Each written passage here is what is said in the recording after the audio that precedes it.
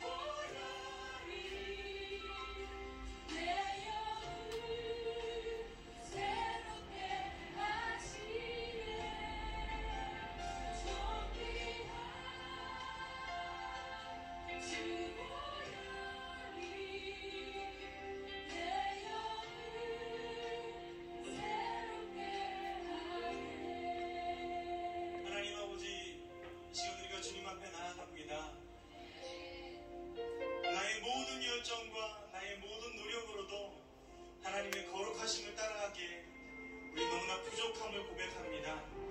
하나님, 그러나 오늘도 주님의 보혈 앞에 우리가 나아와서 하나님 앞에 나아가길 소망합니다. 주님께서 우리에게 긍휼을 베푸시길 소망합니다. 하나님, 우리를 인도하시길 소망합니다. 하나님, 오늘 우리를 새롭게 하시길 소망합니다. 주님, 우리를 덮어주시며 주의 사랑으로 날 만져주시옵소서. 우리 오늘 이 시간 주님을 만나길 원합니다. 우리를 주님 인도하시길 소망합니다. 보혈을 지나 하나님 품으로, 보혈을 지나 아버지 품으로, 보혈을 지나 하나님 품으로 난 너를 지나. 우리 다시 한번 고백할까요? 보혈을 지나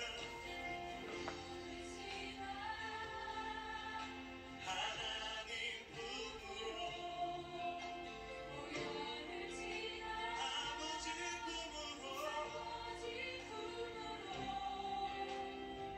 보혈을 지나 하나님 품으로 난 너를 지나가요. 종이야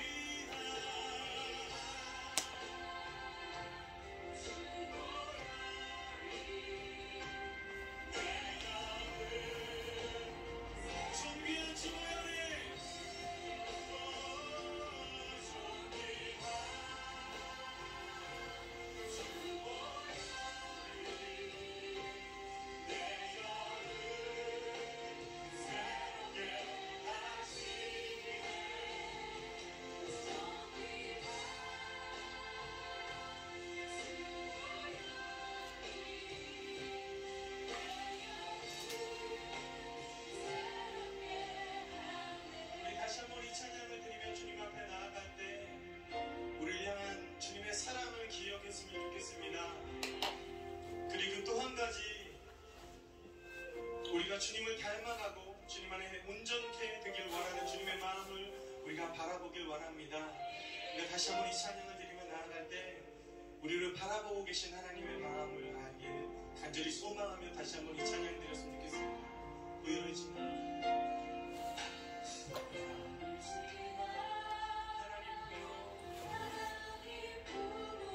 보혈을 지나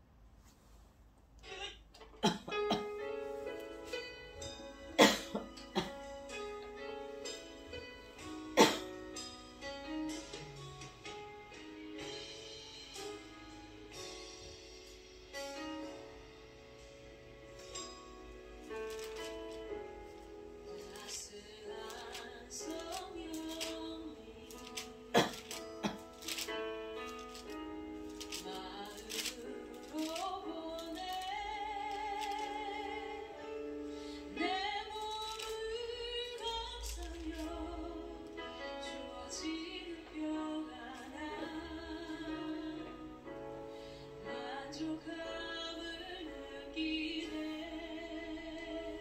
다시 고백할까요? 따스한 성령. 따스한 성령님 마음으로 보내 내 몸을 감싸며 좋아지는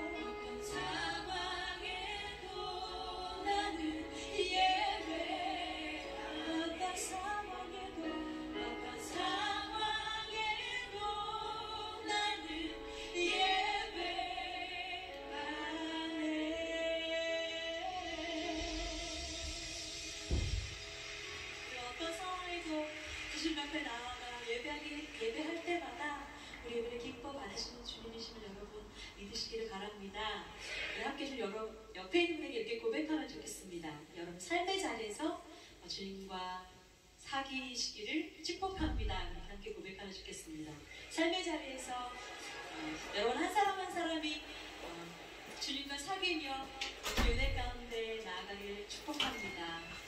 네, 오늘 특별히 예배 가운데 굉장히 많은 분들이 함께 하셨는데요. 오늘 세대 처음 오신 분들을 축복하고 함께 축복하는 시간을 갖기를 원합니다. 오늘 이 시간 예배 처음 나오신 분이 계시면 자리에서 일어나 주실 때 우리 함께 좀 큰 박수로 환영했으면 좋겠습니다. 함께 축복합시다. 주님의 사랑이 당신을 통해 온 세상 가운데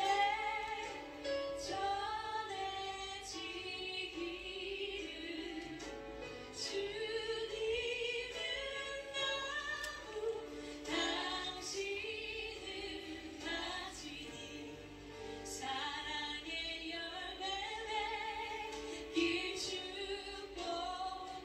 축복해요. 축복합니다. 자리에 앉혀주겠습니다. 우리 이 시간에는 옆에 있는 지체님과 함께 축복하면 좋겠습니다. 주님의 축복이 당신을 통해 열방 가운데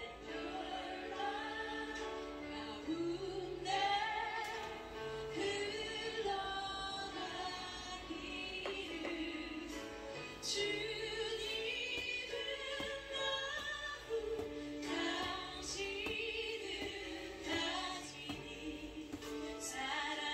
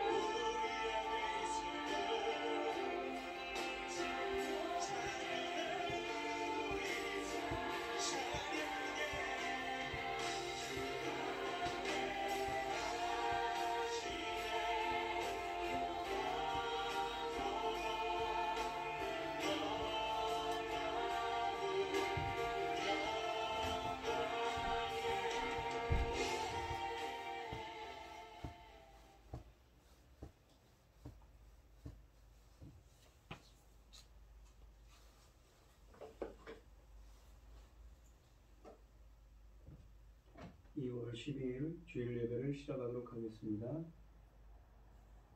찬송가 14장입니다. 주의 하나님 하늘에 계시니 온전한 만민 주 앞에 찬송하네. 이 천지 만물도 주 앞에 엎드려 그 거룩하신 이름을 늘 높이네. 주 언약하신 것 끝까지 지키니 저 하늘나라 향하여 곧 가리라. 주 얼굴 배울 때 내 마음이 기쁘고 영원히 주의 영광을 찬양하리.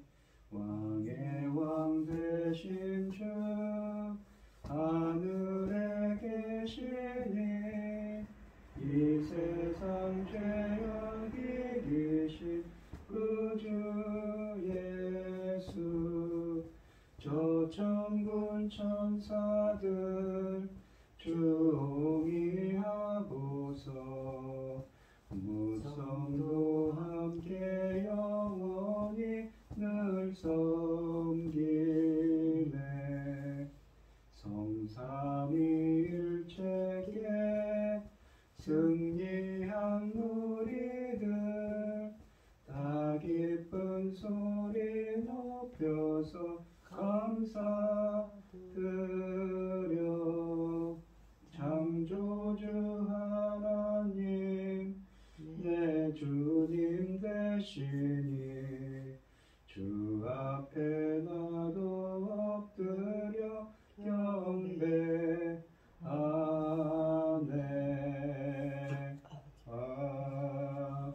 아멘. 사도신경 하심으로 신앙 고백하시겠습니다. 전능하사 천지를 만드신 하나님 아버지를 내가 믿사오며 그 외아들 우리 주 예수 그리스도를 믿사오니 이는 성령으로 잉태하사 동정녀 마리아에게 나시고 본디오 빌라도에게 고난을 받으사 십자가에 못 박혀 죽으시고 장사한 지 사흘 만에 죽은 자 가운데서 다시 살아나시며 하늘에 오르사 전능하신 하나님 우편에 앉아 계시다가 저리로서 산 자와 죽은 자를 심판하러 오시리라. 성령을 믿사오며 거룩한 공예와 성도가 서로 교통하는 것과 죄를 사하여 주시는 것과 몸이 다시 사는 것과 영원히 사는 것을 믿사옵나이다. 아멘. 교동문 53번입니다. 교동문 53번입니다.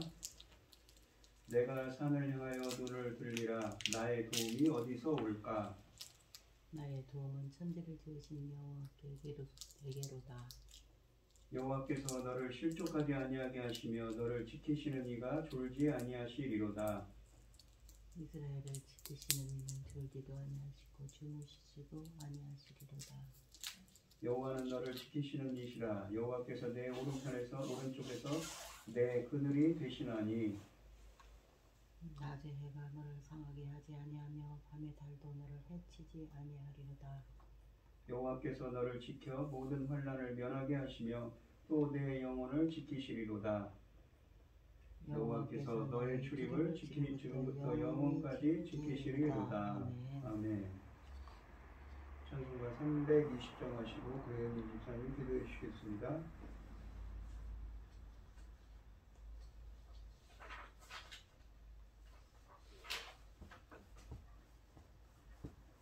나의 죄를 정케 하사 주의 일구 삼으신 구세주의 넓은 사랑 항상 찬송합니다. 나를 일구 삼으신 주 크신 능력 주시고 언제든지 주 뜻대로 사용하여 주소서. 내게 부어 주시려고 은혜에 비하신 주 주의 은혜 채워주사 능력 있게 하소서 나를 일꾼 삼으신 주 크신 능력 주시고 언제든지 주 뜻대로 사용하여 주소서 죄의 짐을 풀어주신 주의 능력 크도다 나를 피로 사신 예수 내 맘속에 오소서 나를 일꾼 삼으신 주 크신 능력 주시고 언제든지 주 뜻대로 사용하여 주소서 주여 내게 성령으로 충만하게 채우사 생명수가 강물처럼 흐르게 하옵소서 나를 일꾼 삼으신 주 크신 능력 주시고 언제든지 주 뜻대로 사용하여 주소서 아멘. 기도하겠습니다. 온 땅이여 여호와께 즐거운 찬송을 부를지어다 기쁨으로 여호와를 섬기며 노래하면서 그의 앞에 나아갈지어다 여호와가 우리 하나님이신 줄 너희는 알지어다 그는 우리를 지으시며 우리는 그의 것이니 그의 백성이요 그의 가르치시는 양이로다 감사함으로 그 문에 들어가며 찬송함으로 그 궁정에 들어가서 그에게 감사하며 그 이름을 송축할지어다 여호와는 선하시니 그의 인자하심이 영원하고 그의 성실하심이 대대에 이르리로다. 아멘. 천지 만물을 지으신 전능하신 하나님 아버지 어리석고 보잘것없는 저희를 자녀 삼으시고 아버지의 사랑 가운데 살게 하심을 감사드립니다. 요란한 이 세상 가운데서도 이 시간 하나님께 예배드릴 수 있도록 인도하셨으니 감사합니다. 사랑의 하나님 아버지 지금 그 어느 때보다도 중요한 시대입니다. 이 중요한 시대에 아버지 저희 나라가 아버지 하나님 지금 어떤 모양으로 가고 있습니까? 하나님 보시기에 정말 심히 좋았더라. 제사장 나라까지 삼으신 이 나라를 아버지 하나님 지금 엉망입니다. 모두가 저희 선택이 잘못된 연고인데 용서하여 주시옵시고 다시 온전히 세워질 수 있도록 도와주시옵소서. 아멘. 저희 나라를 제사장 나라로 세우신 이 중대한 이 시대에 거기에 또 지금은 열매 거둘 시대입니다. 이 엄유하고 중대한 시대에 아버지 하나님 저희가 어떻게 해야 되겠습니까? 아버지 하나님 도와주시옵소서. 불쌍히 여겨 주시옵소서.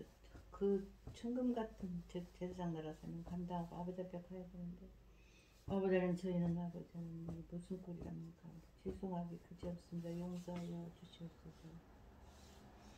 아버지 하나님 이렇게 어렵고 힘들고 아버지 하나님 온갖 일로 아버지 이 땅에서는 아버지 하나님 전쟁을 일으키고 있고 한쪽에서는 지진이 일어나서 많은 사람들이 힘들어하고 있습니다. 아버지 이런 요란스러운 어려운 세상에서도 아버지 하나님 그럼에도 불구하고 아버지 하나님 당신의 사랑하는 종을 열매 거둘 말씀을 준비시켜 강단을 세우셨으니 참으로 감사드립니다. 이 말씀으로 하나님 받으실 열매들이 넉넉히 나올 수 있도록 도와주시옵소서. 아멘. 이 모든 말씀 억만 죄악 가운데서 우리를 구원해 주신 예수 그리스도 이름으로 기도드리옵나이다. 아멘. 아멘.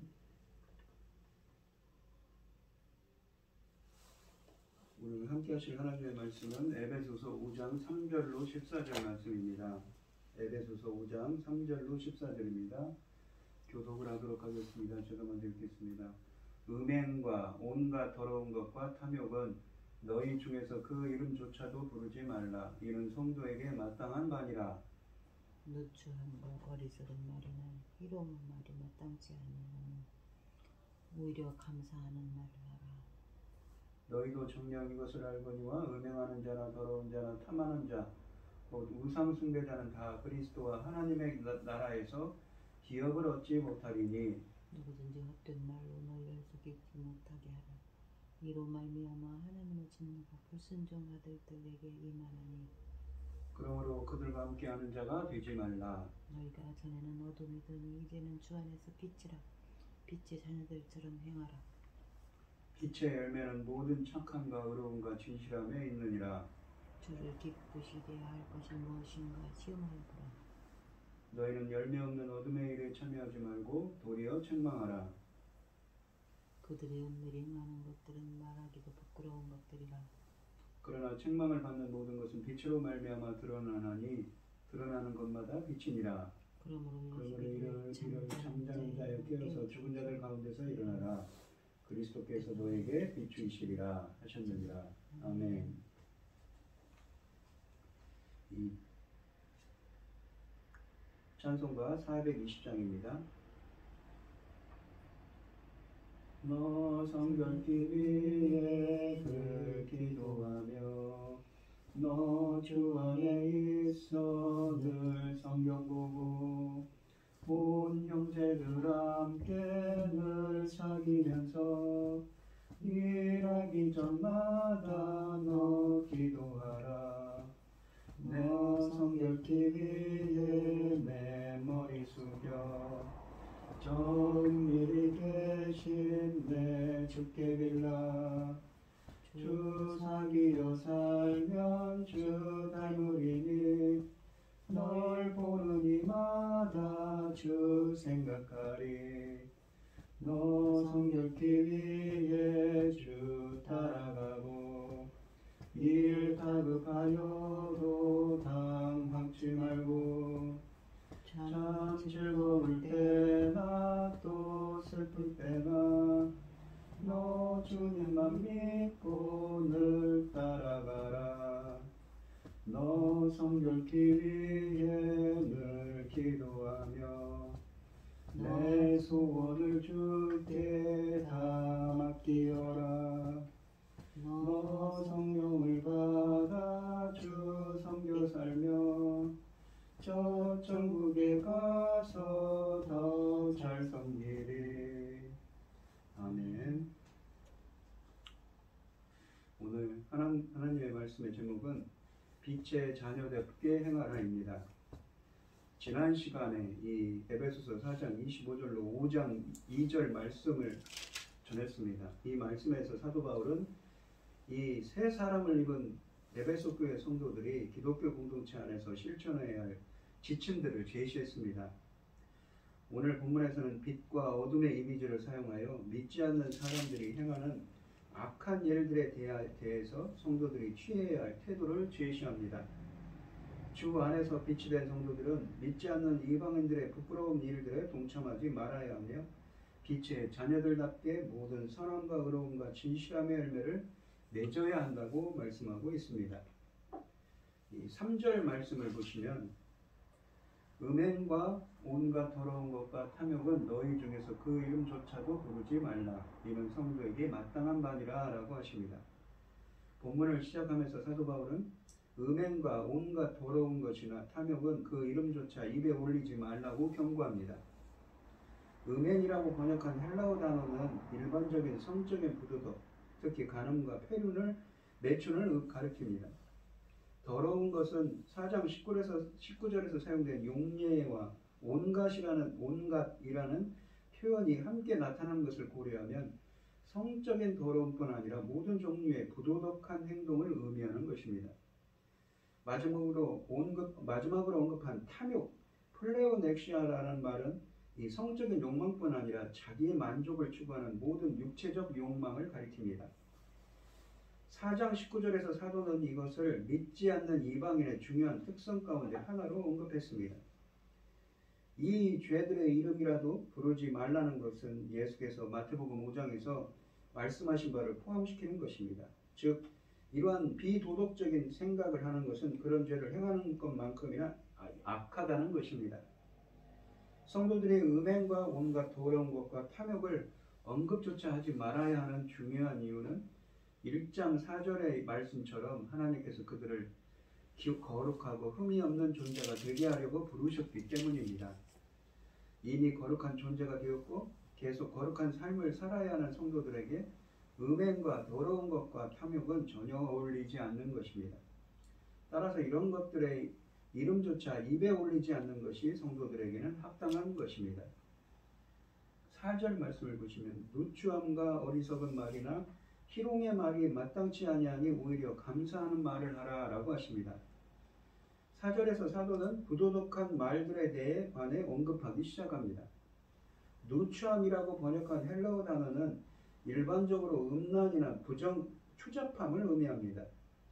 음탕한 말이라고 번역할 수 있습니다. 그 다음에 나오는 어리석은 말로 번역된 모톨로기아는 공동체를 세우는데 아무런 유익이 없는 어리석은 헛된 말을 가리킵니다. 희롱의 말이라고 번역한 마지막 단어인 유트라펠리아는 다른 사람을 깎아내리고 당황하게 만드는 상스러운 농담을 가리킵니다. 음탕한 말과 어리석은 말과 상스러운 농담은 모두 거룩한 존재로 부름받은 성도들에게는 적합하지 않는 것입니다. 새 사람을 입은 성도들이라면 언제 어디서건 이런 말들을 입에 올려서는 안 될 것입니다. 그리고 4절 후반부에서 사도는 에베소 교회 성도들에게 오히려 감사의 말을 하라고 권면합니다. 감사의 말이란 사람들과 주고받는 유쾌한 말이나 친절한 말을 가리키는 것이 아닙니다. 이 본문에서 사도가 감사의 내용이나 대상을 밝히지 않지만 서신의 다른 부분을 고려해 볼 때 감사의 말은 하나님께서 하신 일을 인정하고 하나님께 감사를 표하는 것입니다. 에베소서 1장 5절에서 하나님은 성도들을 창세전에 택하시고 예정하셨으며 죄를 용서하셨으며 그들을 자녀로 삼아주셨습니다. 심지어 2장 6절에 보시면 그들을 그리스도와 함께 하늘에 앉게하여 영광을 누리게 하셨습니다. 이처럼 그리스도 안에서 놀라운 구원을 이루신 하나님의 은혜에 적절히 반응하고 하나님께서 모든 복의 근원이심을 인정하는 것이 감사입니다.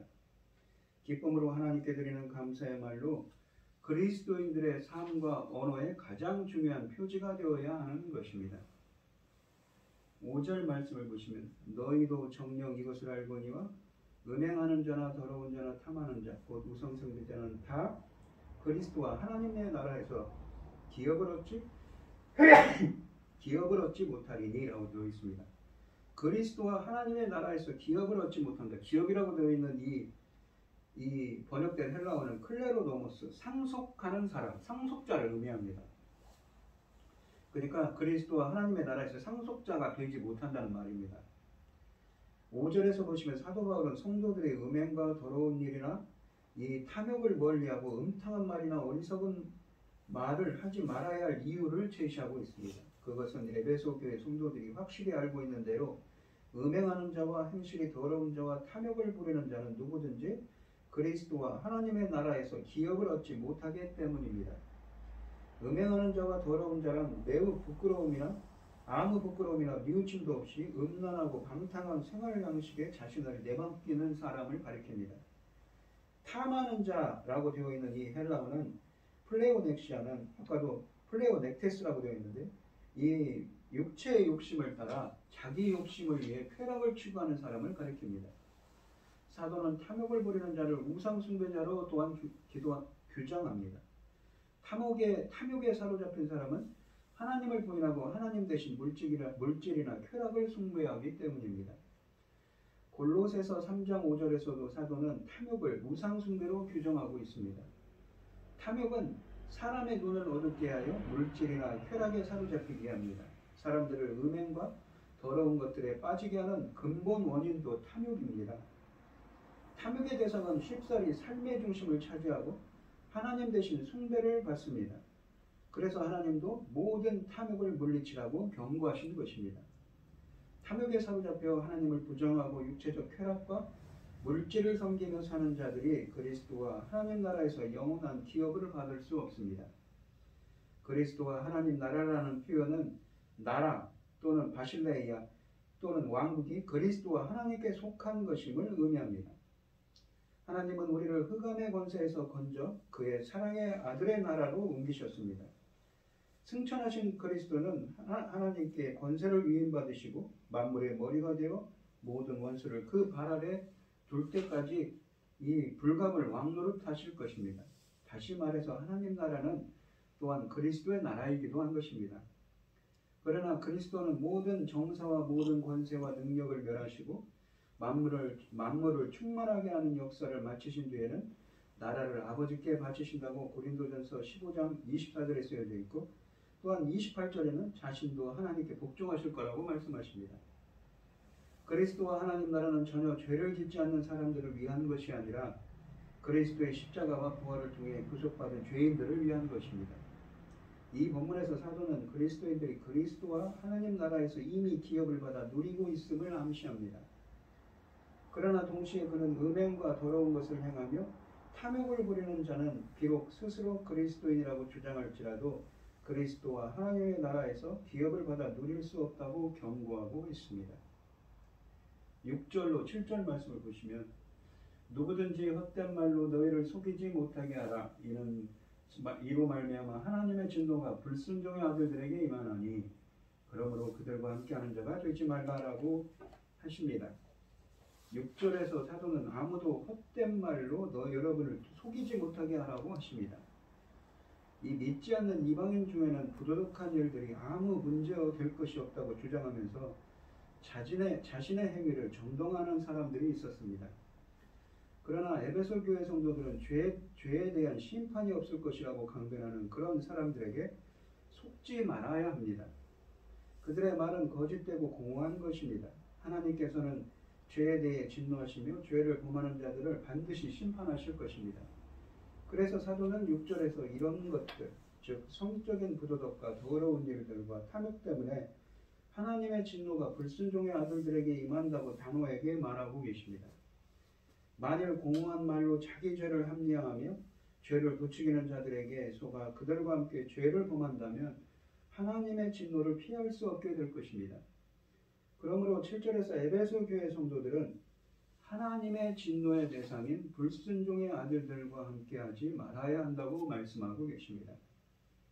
불순종의 아들들이란 2장 2절에 있는 것처럼 하나님을 거역하는 자들을 가리킵니다. 한글 성경에서 함께하는 자라고 번역한 이 쉼메토코이라는 이 헬라어는 신약 성경에서 오직 이곳과 3장 6절에만 등장하는 단어입니다. 다른 사람과 소유물이나 관계를 공유하는 자들을 의미합니다. 이 본문에서 사도가 말하는 이것은 성도들의 믿지 않는 사람들과 접촉하지 말아야 한다거나 또는 그들과 전혀 관계를 갖지 말아야 한다는 뜻이 아닙니다. 만일 그렇게 하려면 그리스도인들은 세상 밖으로 나가야 할 겁니다.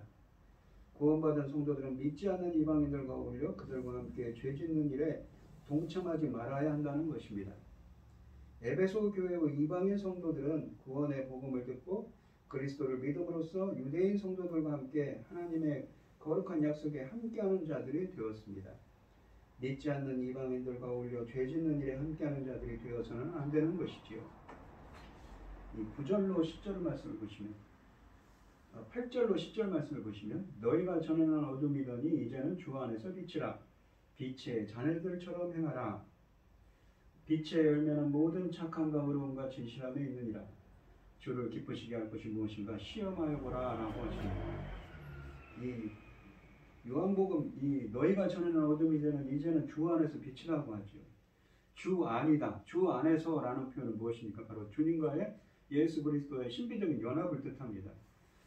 주님과 연합을 해야만 우리가 빛이 되는 것이지요. 그리고 빛의 자녀들처럼 행하라고 하십니다. 우리가 요한복음 1장 4절에 보시면 예수께서는 사람들의 빛으로 오셨으며 라고 하십니다. 이 요한복음 8장 12절 말씀을 보시면 이 PPT에 있는데요. 예수께서 또 말씀하여 이르시되 나는 세상의 빛이니 나를 따르는 자는 세상의 어둠에 다니지 아니하고 생명의 빛을 얻으리라고 하셨습니다.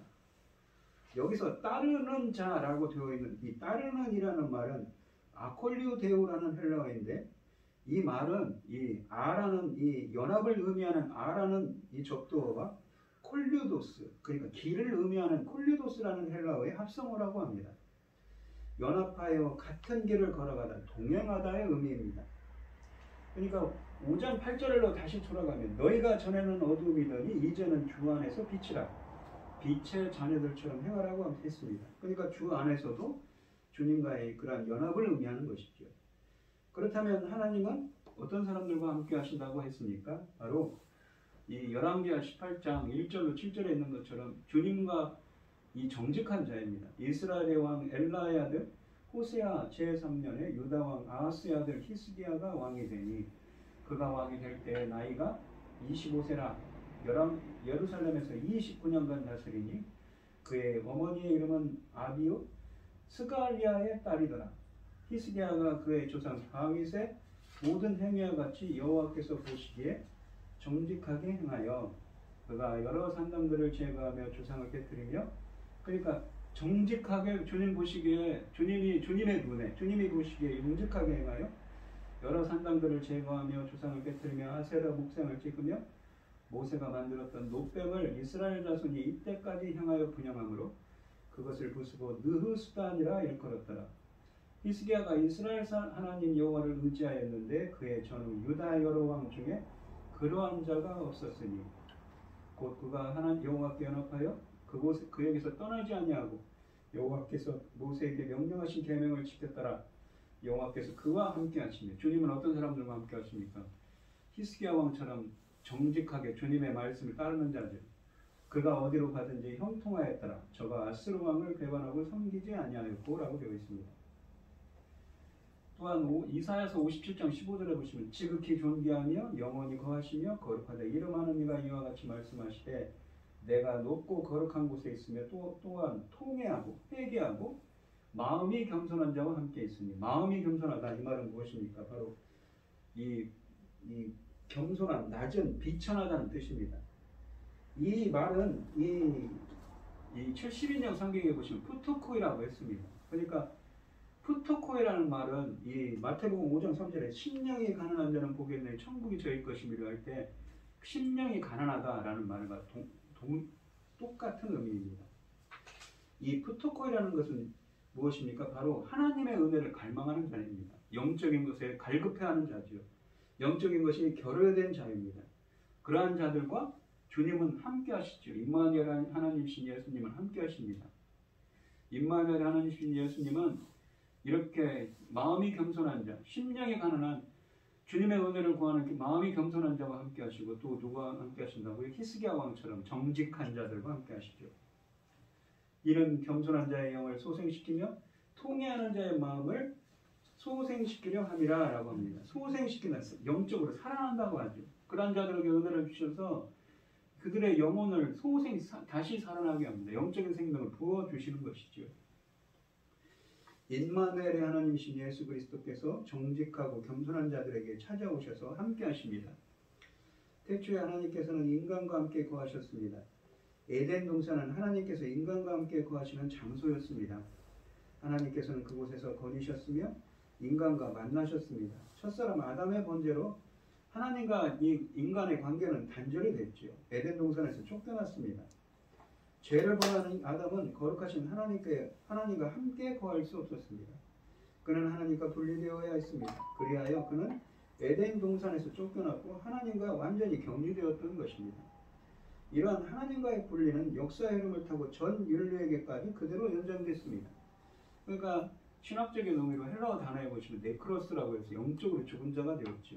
그러니까 육신적으로는 살아있지만 영적으로는 죽은 자입니다. 그리고 하나님과의 분리는 그 자체로서 인간에게는 죽음이요 고통이요 슬픔입니다. 이에 이 본문에서는 하나님을 다시금 우리가 하나님과 연합할 수 있는, 우리가 하나님과 연합할 수 있는 방법을 본문에서 우리에게 제시해주고 있습니다.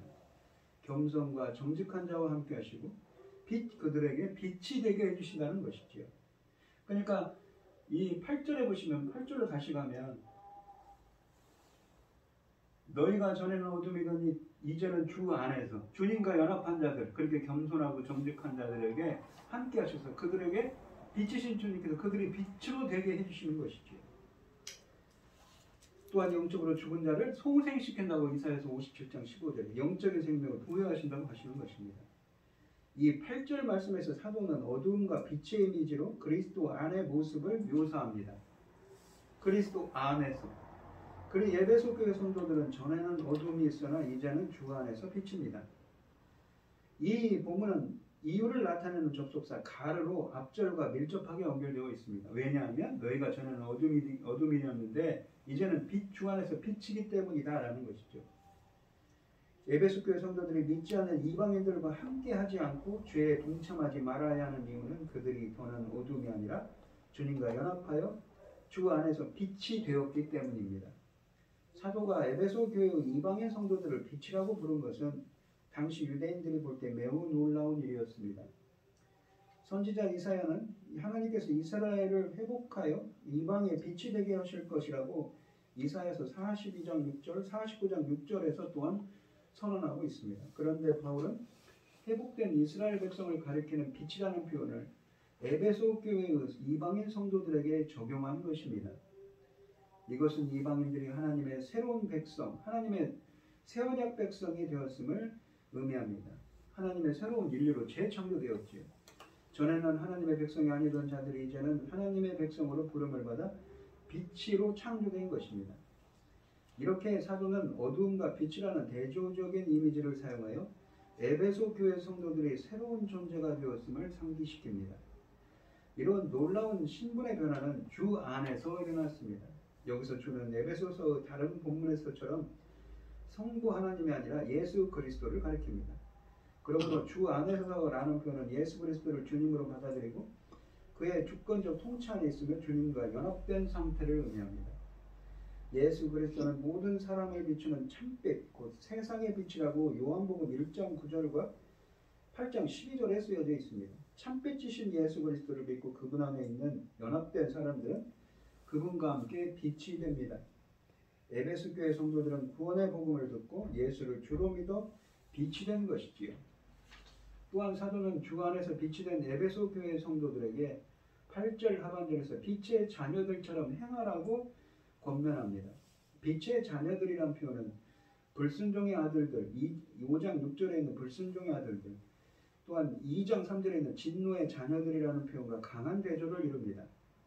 과거의 에베소 교회 성도들도 하나님을 거역하는 불순종의 아들들이었고 하나님의 진노 아래 살다가 결국 멸망받을 진노의 자녀들이었습니다. 그러나 지금은 빛의 자녀들인 것입니다. 누구누구의 자녀라는 말은 어떤 특성을 부여받은 사람들을 나타내는 히브리적인 관용 어구입니다.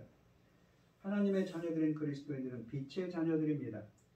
왜냐하면 그들은 빛이신 하나님의 특성을 부여받았기 때문입니다. 그러므로 성도들은 하나님의 거룩과 진리의 빛을 나타내는 하나님의 자녀로서 행해야 하는 것입니다.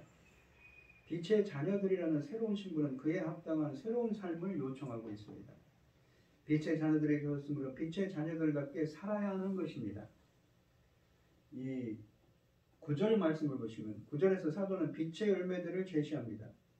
빛의 열매들이란 주 안에서 빛이 된 성도들의 삶에서 구체적으로 나타나야 하는 행실이나 행동을 가리킵니다. 그것은 구체적으로 모든 선함과 의로움과 진실함입니다. 한글 성경에서 착함이라고 되어 있는 번역한 헬라어는 아가소시네라고 되어 있어 아가소스라는 이 선하다라는 말에서 유래한 말입니다. 이런 다른 본문에서는 이 선함, 양선, 선으로 번역되었습니다. 선하다는 것은 무엇입니까? 바로 이 창세기 3장 1장 31절에 보면 쉼이 좋았더라 이렇게 말씀하실 때 그 토브라는 선을 의미하는 히브리어를 썼습니다. 바로 그것처럼 하나님이 인정하셨다, 기뻐하신다는 의미입니다. 그리고 의로움이라는 말은 주님이 그를 인정했다는 뜻이죠. 하나님과의 바른 관계성을 의미하는 말입니다. 이 말도 하나님이 기뻐하신다는 의미죠. 또한 진실함이라고 번역한 헬라어는 알레스에이아입니다. 에베소서에서 복음의 진리나 진실한 말을 가리키는 데 사용된 단어입니다. 이것은 거짓이 없는 진실한 행실을 가리키죠. 구원받은 성도들은 그리스도 안에서 선하며 의로우며 진실한 존재들인 것입니다. 예수 그리스도의 이름과 성령 안에서 씻음과 거룩함과 의롭다 하심을 얻었으며 또한 참된 의와 거룩함으로 창조된 새 사람을 입었기 때문입니다. 그러므로 빛의 자녀가 된 성도들은 성령의 능력을 힘입어 모든 선함과 의로움과 진실함의 열매를 맺음으로써 이 세상에서 실제로 선하고 의로우며 진실한 사람들로 나타나야 하는 것입니다. 모든 선함과 의로움과 진실함은 구원받은 모든 성도들이 반드시 맺어야 하는 열매인 것입니다. 10절 말씀을 보시면 빛의 열매를 맺으려면 주님을 기쁘게 해드릴 것이 무엇인지 시험해 보아야 한다고 하십니다. 무슨 일을 하든지 그리스도인에게 가장 중요한 기준은 하나님 주님의 영광과 주님의 기쁨입니다. 사람들이 보기에 아무리 좋은 것일지라도 주님을 기쁘게 드릴 수 없는 것이라면 하지 말아야 하는 것이지요. 여기서 시험해 보다로 번역한 헬라어 동사는 도키마주입니다. 바울은 이 동사를 로마서 12장 2절에서 하나님의 선하시고 기뻐하시고 온전하신 뜻이 무엇인지 분별하도록 하라고 권면했습니다. 도키마주, 이 분별하다라는 말은 무엇이 참인지 결정하기 위해 면밀히 시험하다, 조사하다라는 뜻입니다. 즉 본문의 의미는 주님을 기쁘시게 하는 일들이 무엇인지 조심스럽게 분별하여 행하라는 말인 것입니다. 11절 말씀을 보겠습니다. 너희는 열매 없는 어둠의 일에 참여하지 말고 도리어 책망하라 라고 되어 있습니다. 빛의 자녀들이 맺어야 할 열매들을 언급한 뒤에 사도는 열매 없는 어둠의 일들에 동참하지 말고 도리어 그것들을 폭로하라고 드러내라고 하십니다. 이 책망하다라고 번역된 헬라어는 책망하다라는 의미도 있지만 폭로하다, 드러내다라는 의미도 있습니다. 본문에서는 폭로하다, 드러내다로 번역하는 게 옳습니다. 열매 없는 어둠의 일들이란 빛의 열매들과 날카로운 대조를 이루는 표현입니다. 이것은 믿지 않는 이방인들의 더럽고 부끄러운 행위를 가리킵니다. 에베소 교회 성도들은 빛의 자녀들이므로 열매 없는 어둠의 일들에 참여해서는 안 됩니다. 그러나 어둠의 일들에 동참하지 않는 것으로만 부족합니다. 적극적으로 그런 일들을 폭로하고 드러내야 합니다. 세상의 죄와 불의에 대해 성도들은 무관심하거나 수수관관하지 말고 그것들에 담대히 맞서야 한다는 것입니다. 한글 성경에서 책망하다로 번역한 헬라어 동사는 책망하다라는 뜻과 더불어 폭로하다, 드러내다라는 뜻을 갖고 있습니다. 본문에서는 책망하다라는 이 의미보다는 폭로하다로 번역하는 것이 더 자연스럽습니다. 어둠의 일들을 행하는 사람들을 책망하는 것이 아니라 그들이 하는 어둠의 일들을 폭로하는 것입니다. 이렇게 하는 목적은 그런 일을 하는 사람들이 어둠의 일들의 실상을 깨닫고 거기서 돌이키게 하는 데 있습니다. 그러면 어떻게 어둠의 일들을 폭로할 수 있는가요? 말이 아니라 경건한 행실로 폭로하는 것입니다. 성도들이 믿지 않는 사람들이 악한 행동에 가담하지 않고 질적으로 다른 삶을 보여줄 때 주변 사회의 어두운 부분에 빛을 비추고 부도덕한 행위들의 실상을 드러나게 할 수 있다는 것입니다. 이런 주장은 매우 타당해 보입니다. 예수께서도 제자들에게 너희 빛이 사람 앞에 비치게 하여 그들로 너희 착한 행실을 보고 하늘에 계신 너희 아버지께 영광을 돌리게 하라고 마태복음 5장 16절로 말씀하셨기 때문입니다. 사도 베드로도 이 베드로전서 2장 12절과 3장 1절에서 너희가 이방인 중에서 행실을 선하게 거저 너희를 악행한다고 비방하는 자들로 하여금 너희 선한 일을 보고 오시는 날에 하나님께 영광을 돌리게 하려 함이라 라고 말하였습니다. 구원받은 성도들의 선한 행실이 어두운 세상에서 빛의 역할을 할 뿐 아니라 사람들을 변화시키는 수단이 될 수 있습니다. 그러나 믿지 않는 사람들과 진적으로 다른 삶을 사는 것만으로는 어둠의 일을 제대로 폭로할 수 없습니다. 드러낼 수 없죠. 과연 선한 행실이나 경건한 행실만으로 충분한가요? 우리가 마태복음 18장 15절로 17절에서 예수님은 형제가 죄를 범하면 찾아가서 권고하라고 말씀하셨습니다. 형제나 이웃의 죄를 드러내고 바로 잡으려면 말로 죄를 지적하고 책망하는 것이 필요한 것입니다. 이것은 믿지 않는 사람들의 경우에도 마찬가지입니다. 기독교인이 아닌 사람들이 행하는 어둠의 일을 폭로하려고 드러내려면 그들에게 경건한 행실을 보여주는 것뿐 아니라 복음의 진리를 알려주고 그들의 잘못이 무엇인지 말해주는 것이 필요합니다. 그러나 그들의 더러운 행실들을 지적하고 드러내는 일을 하되 도덕적 우월감에서가 아니라 겸손과 자비로운 마음으로 해야 합니다. 성도들이 이렇게 하려면 먼저 복음의 진리에 따라 빛의 열매를 맺는 삶을 살지 않으면 안 됩니다. 그리스도인들이 악하고 부끄러운 일에 동참하기를 거부하고 적극적으로 빛의 열매를 맺는 삶을 살 때만 비그리스도인들의 악한 행실들을 지적하고 폭로하는 일이 설득력을 갖게 될 것입니다. 12절로 14절 말씀을 보시면 그들이 은밀히 행하는 것들은 말하기도 부끄러운 것들이다. 그러나 책망을 받는 아까도 그 폭로하다 드러내다 이게 폭로되는 모든 것은 드러내지는 모든 것은 빛으로 말미암아 드러나니 드러나는 것마다 빛이니라. 그러므로 이르기를 잠자는 자여 깨어서 죽은 자들 가운데서 일어나라. 그리스도께서 너에게 빛이시리라 하셨느니라 라고 되어 있습니다. 이 11절 말씀처럼 이 기독교인들의 열매 없는 어둠의 일들을 폭로해야 하는 이유가 무엇인가요? 12절에서 사도는 그 이유를 밝힙니다. 한글 성경에는 번역하지 않았지만 본문은 이유를 의미하는 접속사 가르로 시작합니다. 그래서 12절은 원문으로 직역하면 그들이 은밀히 행하는 것들은 말하기도 부끄럽기 때문에 그들의 그러한 더러운 일들을 폭로하고 드러내야 한다는 것이지요. 사도는 열매 없는 이 어둠의 일들을 폭로할 때 일어나는 결과를 말하고 있습니다. 그들이란 누구인가요? 바로 어둠에 속한 자들이며 불순종의 아들들을 가리킵니다. 9월의 복음을 듣고 이 그리스도를 믿기 전에는 에베소 교회의 이방인 성도들도 죄악 가운데 살았습니다. 그러나 그들이 음란과 정욕과 술취함과 방탕과 향락과 저세상 것은 지나간 때로 족합니다. 이제 그들은 빛의 자녀들입니다. 그래서 다시는 이 불순종의 아들들이 은밀히 행하는 부끄러운 일들에 동참해서는 안 된다고 하는 것입니다. 이 13절을 보시면 이 한글 번역이 좀 모호합니다. 원문으로 직역하면 이렇습니다. 13절을 그러나 빛으로 폭로되는 모든 것은 드러나게 됩니다. 이 빛이 누구입니까? 아까도 표현했듯이 에베소 교회 성도들이죠. 우리가 바로 빛입니다. 주 안에 있는 자들이 빛이죠.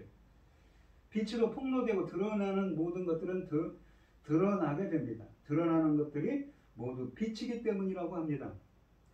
이 사도는 빛이 된 성도들에게 열매 없는 어두움의 일들을 폭로하라고 권고했습니다. 즉 어두움의 일들은 빛인 성도들에 의해 폭로되는 것입니다. 이어서 사도는 빛으로 폭로된 것들의 변화를 언급하기 시작합니다. 따라서 13절을 빛으로 폭로되는 모든 것들은 드러나게 됩니다로 번역하는 것이 옳습니다. 이 본문에서 폭로되는 모든 것들이란 11절에 열매 없는 어둠들의 일들입니다. 특히 12절에 믿지 않는 사람들이 은밀히 행하는 부끄러운 죄들을 가리킵니다. 어두움은 죄의 추한 특성들을 감추지만 빛은 그것들을 밝히 드러냅니다. 주 안에서 빛이 된 성도들이 믿지 않는 사람들이 은밀히 행하는 부끄러운 일들을 지적하고 폭로하면 그 일들이 밝히 드러나게 될 것입니다. 그 결과 믿지 않는 사람들은 자신들이 행한 일들의 실상을 보고 자신들이 죄인임을 깨닫게 될 것입니다. 이 빛은 죄를 폭로하는 역할을 할 뿐 아니라 변화를 일으키는 긍정적인 역할도 합니다. 이것은 드러나는 것들이 모두 빛이기 때문이라는 13절의 말씀을 통해 우리는 알 수가 있습니다. 근데 이 본문은 의구심을 불러일으킵니다. 캄캄한 곳에 있는 물체에 빛을 비추면 그 모습이 선명히 드러나게 마련이지만 빛을 받은 물체 자체가 빛으로 변하지는 않습니다. 그런데 어떻게 사도는 드러나는 것들이 모두 빛이라고 말하는 거예요? 여기서 사도가 말하는 것은 자연에서 볼 수 있는 볼 수 없는 특별한 영적 현상입니다. 즉 자연의 빛을 받은 물체는 빛이 될 수 없지만 진리의 빛을 받은 사람은 빛이 될 수 있는 것입니다. 주 안에서 빛이 된 성도들을 통해 나타나는 진리의 빛은 죄의 어둠을 걷어내어 죄를 드러나게 할 뿐만 아니라 죄를 범한 사람을 변화시키는 작용을 한다는 것입니다. 우리가 고린도전서 14장 24절로 25절에서 사도는 에베소서의 본문과 같은 단어들을 사용하여 성도들이 예언을 하면 믿지 않는 자들이 책망을 받고 그 마음에 숨은 일이 드러나게 되므로 엎드려 하나님께 경배할 거라고 말했습니다. 실제로 믿지 않는 사람들 중에는 진리의 빛으로 자신의 죄가 드러날 때 죄의 추한 모습을 깨닫고 회개하는 이들이 적지 않습니다. 에베소 교회 이방의 성도들도 이런 일을 경험했습니다. 과거에 그들은 어둠이었으며 믿지 않는 다른 이방인들과 마찬가지로 열매 없는 어둠의 일들을 은밀히 행하는 이 불순종의 아들들이었습니다. 그러나 사도 바울을 통해 구원의 복음이 전해졌을 때 그들은 진리의 빛을 받아 죄의 실상을 깨닫고 주께로 돌아왔으며 주 안에서 빛이 되었습니다. 물론 성도들이 믿지 않는 사람들의 어둠의 일들을 폭로하는 것 자체만으로는 이런 일이 일어날 수 없습니다. 부끄러운 죄를 지적하는 것이 복음의 진리를 통해 이루어져야 하며 무엇보다도 성령께서 성도들과 함께 역사하셔야 되는 일입니다. 성도들이 복음의 진리를 통해 믿지 않는 사람들의 부끄러운 죄를 지적하고 폭로할 때 성령께서 함께 역사하시면 듣는 사람들이 죄의 추한 모습을 깨닫고 주께 돌아와 주 안에서 빛이 되는 놀라운 일이 일어날 것입니다. 14절에서 이 보시면 바울은 그러므로 이렇게 말씀하십니다 라는 도입구와 함께 출처가 밝혀지지 않은 글귀를 인용합니다. 14절을 보시면 그러므로 이르시기를 잠자는 자여 깨어나 죽은 자들 가운데서 일어나라 그리스도께서 너에게 비추시리라 하셨느니라 라고 하십니다. 구약성경에서 직접 인용한 것은 아니지만 여기 보시면 잠자는 자라는 아콜루데오 깨어나다 에게이로라는 표현이 있습니다. 죽은 자는 네크로스고 영적으로 죽었다는 표현이고 일어나라는 이 아니스테임입니다. 우리가 부활이라는 의미를 담고 있는 아나스타시스의 동사형이죠. 이 죽은 자 요한복음 20장 9절에서는 죽은 자 가운데서 다시 살아나도록 번역했습니다. 영적으로 죽은 자가 다시 살아난다는 것입니다. 이 성경에서 잠잔다는 표현은 죽음으로 표현합니다. 그런데 14절 보면은 이 잠자는 자가 깨어나는 것을 영적으로 죽은 자가 다시 살아난, 다시 부활하는 것으로 표현합니다. 영적인 죽음에서 다시 새로운, 그러니까 로마서 6장 4절로 6절 말씀처럼 영적으로 죽은 자들이 예수 그리스도의 성령 세례를 통해 죽으심의 연합, 부활하심을 연합하여 다시 살아나고 새로운 생명을 얻는 것으로 표현하고 있는 것이지요. 그러니까 본문은 그러한 표현입니다. 이 14절의 그 잠과 죽음의 이미지는 그리스도를 믿기 이전의 상태입니다. 즉 영적으로 죽은 상태를 가리키죠. 따라서 깨어나라, 일어나라 라는 명령형 동사는 영적으로 죽은 자들을 죄와 죽음의 자리에서 벗어나 생명의 자리로 나오라고 부르는 것입니다.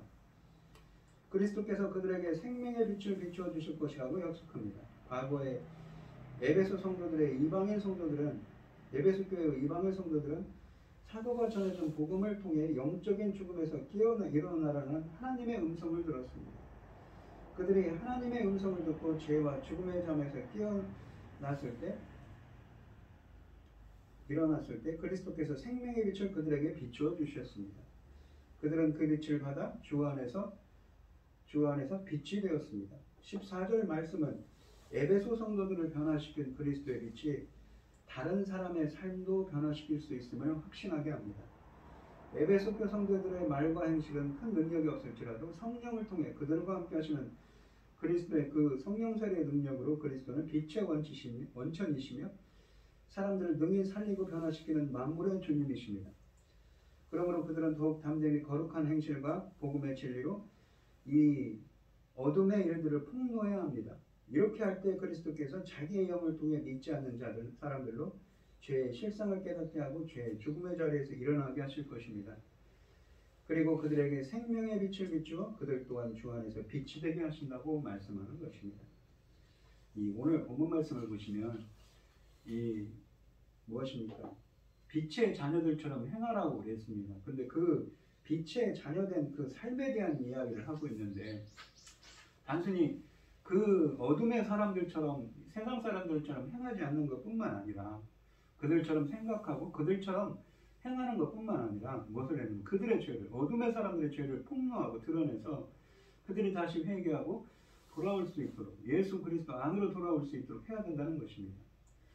그렇게 해서 주님 안으로 들어와서 주님 안에 있게 해서 그들도 빛이 되고 또한 그들의 영적으로 죽은 자들이 깨어나서 영적으로 예수 그리스도께서 주시는 그 성령 세례의 은혜를 얻도록 하는 것이 바로 빛의 자녀된 새 언약 백성들,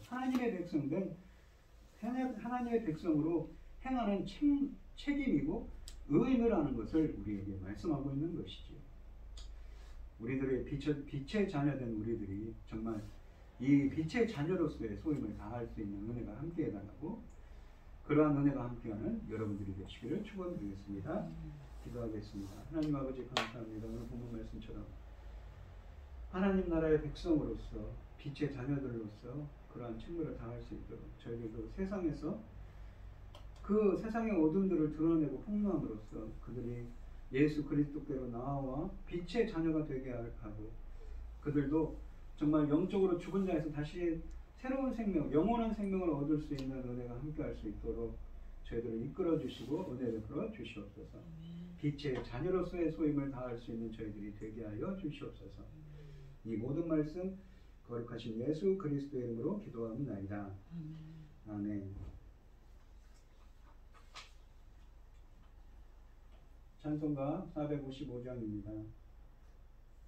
주님의 마음을 본받는 자, 그 마음의 평강이 찾아오면 험악한 세상을 이길 힘이 하늘로부터 임함이로다. 주님의 마음 본받아 살면서 그 거룩하심 나도 이루리. 주 모습 내 눈에 안 보이며 금성 내 귀에 안 들려도 내 영혼 날마다 주를 만나 신령한 말씀 늘 배우도다. 주님의 마음 본받아 살면서 그 거룩하심 나도 이루리. 가는 길 거칠고 힘들험하여도 내 맘에 불평이 없어짐은 십자가 고난을 이겨내신 주님의 마음 본받음이라.